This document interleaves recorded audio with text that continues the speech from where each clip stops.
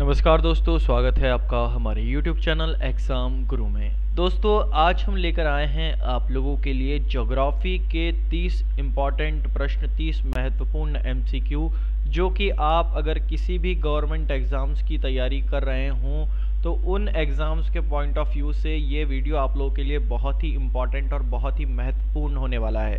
क्योंकि अगर आप ये वीडियो देख लेते हैं दोस्तों, तो 1 से 2 नंबर जो है आप लोगों के पक्के हो जाते हैं। क्योंकि 1 से 2 नंबर का ज्योग्राफी का किसी भी गवर्नमेंट एग्ज़ाम्स, चाहे आप SSC की तैयारी कर रहे हों, आप RRB की तैयारी कर रहे हों, आप पुलिस सर्विस कमीशन की तैयारी कर रहे हों, या फिर आप किसी भी स्टेट गवर्नमेंट एग्ज़ाम की तैयारी कर रहे हो, हर गवर्नमेंट एग्ज़ाम के पॉइंट ऑफ व्यू से, हर एग्ज़ाम के रिगार्डिंग ये 30 MCQ ज्योग्राफी के बहुत ही आपके ज़्यादा लाभदायक साबित होने वाले हैं।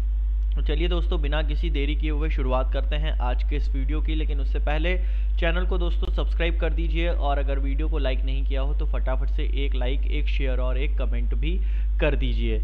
चलिए शुरुआत करते हैं आज के इस वीडियो की कि उसूलों पर आँच आए तो टकराना ज़रूरी है। उसूलों पर आँच आए तो टकराना ज़रूरी है, जिंदा हो तो जिंदा नज़र आना ज़रूरी है। पहला प्रश्न ये रहा आप लोग के सामने। टिग्रिस नदी मुख्यतया कहाँ से होकर बहती है? चलिए इसका उत्तर बताएंगे दोस्तों फटाफट कमेंट बॉक्स में कमेंट करके। चलिए इसका उत्तर देख लेते हैं। इसका उत्तर है दोस्तों इराक। जो टिग्रिस नदी है पूर्वी तुर्की में स्थित है और टारस पर्वत से निकलती है, और इराक में ये यूफ्रेटस नदी से मिलकर इराक के दक्षिणी भाग पर स्थित बसरा के पास पारस की खाड़ी से मिल जाती है। और इसकी लंबाई अगर आप लोग ध्यान रखेंगे तो 1900 किलोमीटर इसकी दोस्तों लंबाई है। ठीक है, ये फैक्ट्स आप लोगों को टिग्रिस नदी के रिगार्डिंग याद रखने हैं। चलिए अगला प्रश्न देख लेते हैं। अगला प्रश्न हमारे पास, निम्न में से किसकी ज्वालामुखी पर्वतमाला कहा जाता है? किस ज्वालामुखी को पर्वतमाला कहा जाता है? चलिए इसका उत्तर देख लेते हैं दोस्तों। इसका उत्तर है दोस्तों परिप्रशांत कटिबंध। जो परिप्रशांत कटिबंध ज्वालामुखी है उसको पर्वतमाला कहा जाता है, क्योंकि प्रशांत महासागर के परिमे खेला को अग्निवलय भी कहा जाता है, और पोपा म्यांमार का शांत ज्वालामुखी उसे कहा जाता है। पोपा का जो म्यांमार का आपका ज्वालामुखी है उसे एक शांत ज्वालामुखी के रूप में भी वो जाना जाता है। और मेन फिलीपींस जो ज्वालामुखी है उसे प्रसुप्त ज्वालामुखी कहते हैं। ठीक है, अगला प्रश्न देख लेते हैं। अगला प्रश्न हमारे पास, भारत का पहला इंजीनियरिंग कॉलेज कहाँ स्थित है? तो बताएंगे दोस्तों कहाँ स्थित है, इंपॉर्टेंट प्रश्न है। चलिए इसका उत्तर देख लेते हैं। इसका उत्तर है दोस्तों रुड़की। IIT रुड़की जो है आपका, IIT रुड़की जो है सबसे पुराना इंजीनियरिंग कॉलेज है और सबसे पहला इंजीनियरिंग कॉलेज है, जो कि आपका 1847 में इस्टेब्लिश्ड हुआ था। इसकी जो शुरुआत हुई थी 1847 में हुई थी। इंडियन इंस्टीट्यूट ऑफ टेक्नोलॉजी जो रुड़की में है वो आपका फर्स्ट इंजीनियरिंग कॉलेज है। ठीक है, अगला प्रश्न देख लेते हैं। अगला प्रश्न है, सौर मंडल का जन्मदाता किसे कहा जाता है? तो बताएंगे दोस्तों किसे कहा जाता है। सब जानते हैं, सूर्य को कहा जाता है, और सूर्य जो है सौर मंडल का सबसे बड़ा तारा भी उसे कहा जाता है। ठीक है, अगर इसका व्यास आप देखो, इसका डायमीटर अगर आप देखो तो 13,90,000 के समथिंग इसका डाया है। ठीक है, 13,90,000 का आपका इसका डाया है। ठीक है, इसको आप लोगों को ध्यान रखना है किलोमीटर में। ठीक है, ध्यान रखिएगा। अगला प्रश्न देख लेते हैं। अगला प्रश्न हमारे पास, शनि ग्रह के चारों ओर पाए जाने वाले वलयों की संख्या कितनी होती है? तो दोस्तों बताएंगे आप कितनी होती है, तो ध्यान रखिएगा दोस्तों 10 होती है। वैसे जो आपकी अगर वलयों की संख्या की पर हम लोग अगर डालें, अब नज़र डालें, तो ये जो छल्ले रहते हैं, ये छल्ले आपकी जो वलय रहती है उनकी संख्या एक्चुअल में 2 रहती है, लेकिन इसमें ऑप्शन है नहीं, इसलिए हम लोग 10 मान के चल रहे हैं। तो 9 रिंग्स जो रहती है वो सैटर्न जो शनि ग्रह है उसके आसपास रहती है।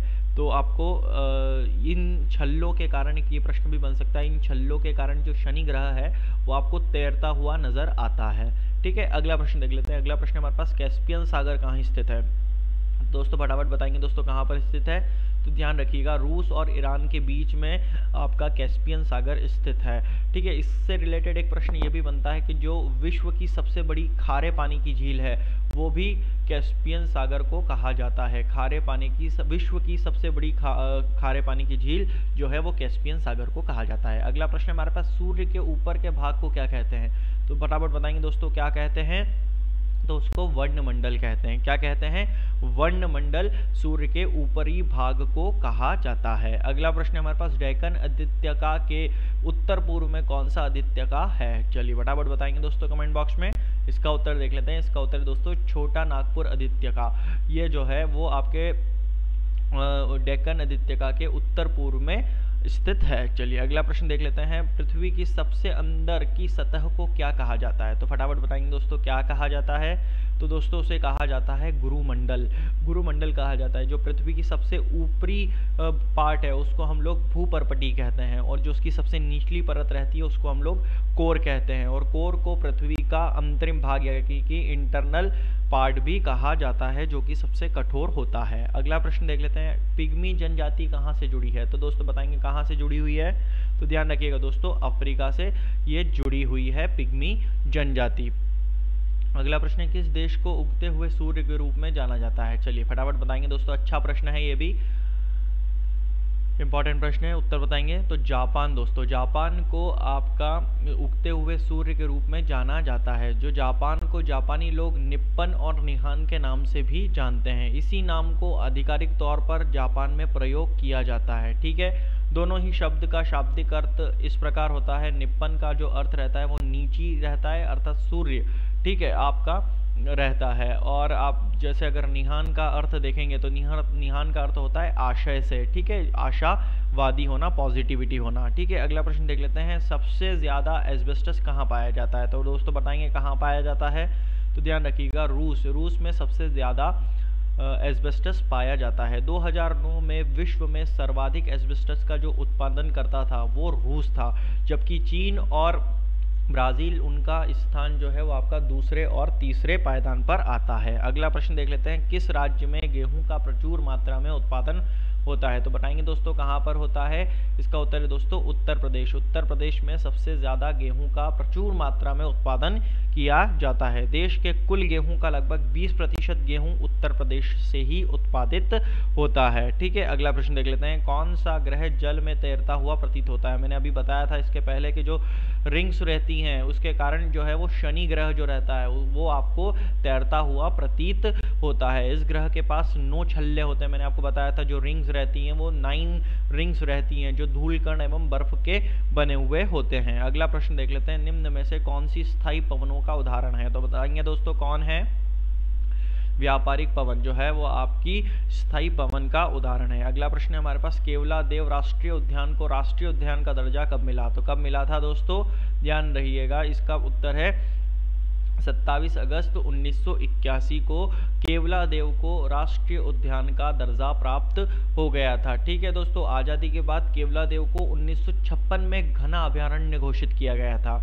यहाँ पर घने जंगल ज़्यादा थे, घने वन ज़्यादा थे, इसलिए इसे घना अभयारण्य घोषित किया गया था 1956 में। कब किया गया था? 1956 में। लेकिन 1985 में इसे विश्व प्राकृतिक धरोहर की सूची में सम्मिलित कर लिया गया। ये राजस्थान के भरतपुर में ये आपका राष्ट्रीय उद्यान पाया जाता है। अगला प्रश्न देख लेते हैं। चारागाह को कहाँ पर पंपास कहा जाता है? तो दोस्तों कहाँ कहा जाता है? इसका उत्तर है दोस्तों दक्षिण अमेरिका में। चारागाह को दक्षिण अमेरिका में पंपास कहा जाता है। पंपास क्या होता है? अर्जेंटीना के शीतोष्ण कटिबंधीय घास भूमियों को आपका पंपास कहा जाता है। और अमेरिका और कनाडा में प्रेयरी कहते हैं। क्या कहते हैं? प्रेयरी कहते हैं। ठीक है, और दक्षिण अफ्रीका, जो अमेरिका नहीं, दक्षिण अफ्रीका में इसे वेल्ड कहते हैं। क्या कहते हैं? वेल्ड कहते हैं। अगला प्रश्न है हमारे पास। एस्किमो कहाँ रहते हैं? तो एस्किमो जो है आपका कनाडा और अलास्का में रहते हैं। अगला प्रश्न देख लेते हैं। विश्व में सबसे विशाल मरुभूमि कौन सी है? तो ध्यान रखिएगा दोस्तों, विशाल मरुभूमि की बात हो या विशाल मरुस्थल की बात हो, उसका उत्तर एक ही है, सहारा मरुभूमि या सहारा मरुस्थल जो है विश्व का सबसे बड़ा मरुस्थल है। और इसकी मैं आपको बता चुका हूँ 84 जो लाख आपका किलोमीटर इसका क्षेत्रफल है। ठीक है, अगला प्रश्न देख लेते हैं। भारत भूमि पर सबसे व्यापक रूप में कौन सी मिट्टी फैली हुई है? तो सब जानते हैं, बच्चों वाला क्वेश्चन है, बार बार पूछा जाता है, वो है तो जलोढ़ मिट्टी जो है वो आपकी सबसे ज्यादा फैली हुई है। अगला प्रश्न देख लेते हैं, नमी किस उपकरण से मापी जाती है? तो नमी जो है वो आपका दोस्तों आप आर्द्रता मापी से नापते हैं। किससे नापते हैं? आर्द्रता मापी से नमी को नापा जाता है। ठीक है, मापा जाता है। तो तापमापी से तापमान व जल मापी से, ये जो जल मापी है इससे आप लोग वर्षा मापते हैं, और आपका जो तापमापी है उससे आप तापमान मापते हैं। ठीक है, ध्यान रखिएगा। चलिए अगला प्रश्न देख लेते हैं। अगला प्रश्न है हमारे पास, मिकांग नदी कहाँ नहीं बहती? तो बताएंगे दोस्तों कहाँ पर नहीं बहती? तो इंडोनेशिया में नहीं बहती मिकांग नदी, जो चीन, वर्मा या आप क्या आज का म्यांमार बोल सकते हैं जिसको, थाईलैंड, कंबोडिया, लोआस, ये यहाँ सब से, वियतनाम हो गया, यहाँ सब जगहों पर प्रभावित होती है मिकांग नदी। अगला प्रश्न देख लेते हैं, भारत में कुल्लू घाटी निम्न में से किसकी खेती के लिए प्रसिद्ध है? तो दोस्तों सब जानते हैं किसके लिए कुल्लू मनाली जो है वो आपका सेब की खेती के लिए प्रसिद्ध है। जम्मू कश्मीर और हिमाचल भारत में सेब के लिए प्रसिद्ध है। ठीक है, अगला प्रश्न है, सरसों के बीज का सबसे अधिक उत्पादन करने वाला राज्य? तो फटाफट बताएंगे दोस्तों कौन है? राजस्थान। जो सरसों के बीज का सबसे अधिक उत्पादन करने वाला राज्य है वो राजस्थान है। अगला प्रश्न है हमारे पास, ऑक्सस निम्नलिखित में से किस नदी का प्राचीन नाम है? तो बताएंगे दोस्तों किसका प्राचीन नाम है? ध्यान रखिएगा, अमू दरिया का प्राचीन नाम है। अगला प्रश्न देख लेते हैं, अलकनंदा के साथ वह नदी कौन सी है जिसके संगम पर रुद्रप्रयाग स्थित है? तो सब जानते हैं मंदाकिनी नदी पर आपका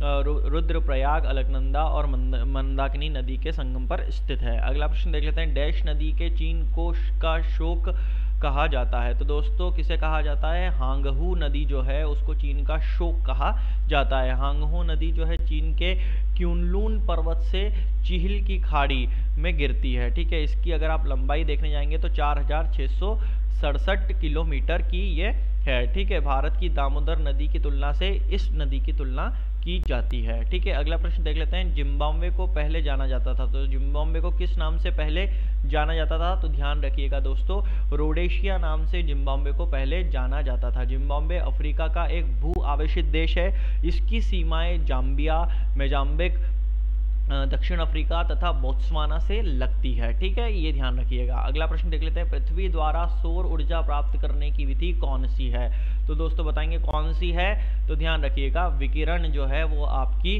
पृथ्वी द्वारा सौर ऊर्जा प्राप्त करने की विधि है। चलिए दोस्तों, आज के वीडियो का आखिरी प्रश्न कि भारत में हरित क्रांति का एक और नाम क्या है? सरल प्रश्न है दोस्तों, और यह आप लोगों का प्रश्न है। इस प्रश्न का जवाब मैं नहीं दूंगा, इस प्रश्न का जवाब आप लोगों को कमेंट बॉक्स में कमेंट करके मुझे बताना है। दोस्तों मैं फिर एक निवेदन कर रहा हूं कि अगर आपको कोई भी परेशानी हो प्रश्न से रिलेटेड, या फिर आपका किसी भी एग्जाम से रिलेटेड जो हम लोग यहाँ पर प्रश्न आप लोगों को बता रहे हैं उनसे संबंधित अगर आप कुछ पूछना चाहते हैं तो बेहिचक बिना किसी शर्म के आप कमेंट बॉक्स में कमेंट करके पूछ सकते हैं। आपकी प्रॉब्लम को बिल्कुल सॉल्व किया जाएगा। चलिए दोस्तों, आज के वीडियो में बस इतना ही। मुलाकात करूंगा मैं आपसे अगले वीडियो में कुछ नए सब्जेक्ट्स, कुछ नए प्रश्नों के साथ। तब तक के लिए मैं विदा लेता हूं, लेकिन उससे पहले दोस्तों चैनल को सब्सक्राइब जरूर कर दीजिएगा, और वीडियो को लाइक नहीं किया हो तो फटाफट से एक लाइक, एक शेयर, एक कमेंट भी कर दीजिएगा, और बेल आइकन को दबाना ना भूलें। चलिए मैं विदा लेता हूं कि सितारों को आंखों पर महफूज रख लो, बहुत दूर तक रात ही रात होगी। मुसाफिर हूं मैं भी, मुसाफिर हो तुम भी। अगले वीडियो में फिर मुलाकात होगी, तब तक के लिए जय हिंद, जय भारत।